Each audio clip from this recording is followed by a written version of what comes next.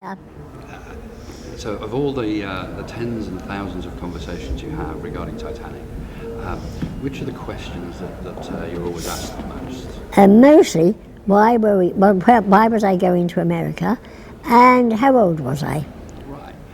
And your answers to them? And my answers were, we were emigrating to Kansas because my father had heard from relations out there that we had much more opportunities in America than in England.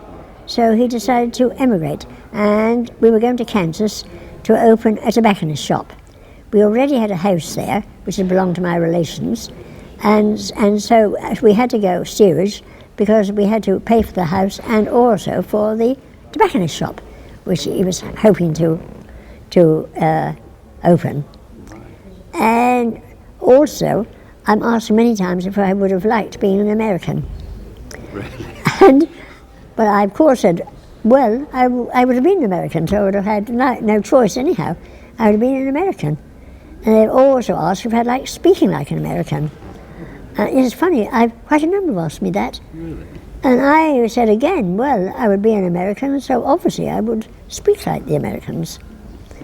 And Kansas, I went to Kansas some years after, some years ago. We had friends in Kansas, they invited us there, so I went to see the house I would have lived in, which was extremely interesting. Really?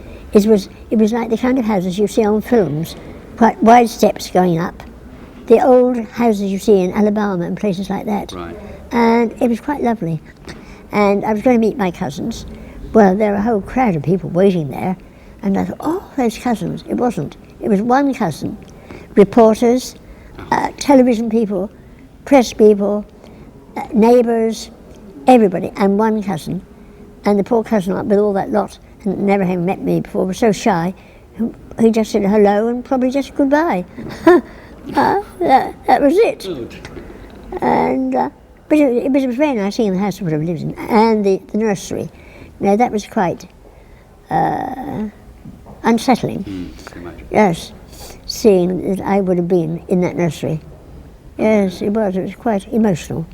May I ask you one more question, which is the whole subject of Titanic now has just sort of grown, and the interest is huge. And of course, whenever that happens, there's always a sort of crossover between fact and fiction. Yeah. I'm sure. I was just interested in your thoughts about what are the sort of the frustrating things about the fiction you hear, and do you ever have to correct anybody? Not usually, no, because they ask me. They don't tell me, you see. Right. They ask me. So, but some of the things in books are slightly out.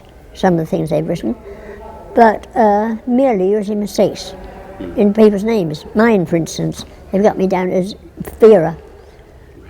Yes, in one or two of them, they got me down as Vera because I think my brother's name was Veer, and they got a bit confused. So they put him down. He was Bertram, so they got him down as Bertram. He was Bertram Veer. Right. But they've got me down as Vera. But doesn't bother me. Oh. And if I may ask, because I mean, you know, your story of coming off the ship on that night, as people would have recalled to you. What do you mean, as a baby? I don't know. I wasn't ever told. What kind of thing do you expect me to say? No, I was just wondering if people had described to you what the events were on that evening. No, I don't think so. When we came back on the can't remember what the name of the ship is now. Adriatic. Pardon? The Adriatic. Oh, the Adriatic. The first and second class passengers were allowed to hold me for 10 minutes each. Really? I was that wonderful bundle of humanity. What a lovely story. Yeah, it was in the paper. I got the paper of the time that it was in. But, I mean, that was really funny. But remember, the distinction then, class distinction, only the first and second class passengers were allowed to hold me, not the others. And it shows how things have changed now, because I don't think that would happen now. No, it was real social history, wasn't it? Then, yes, and that is a part of the history which has changed so. I mean, there are quite a number of things that have changed. When you look back, that's why I think it goes on and on, because it was history.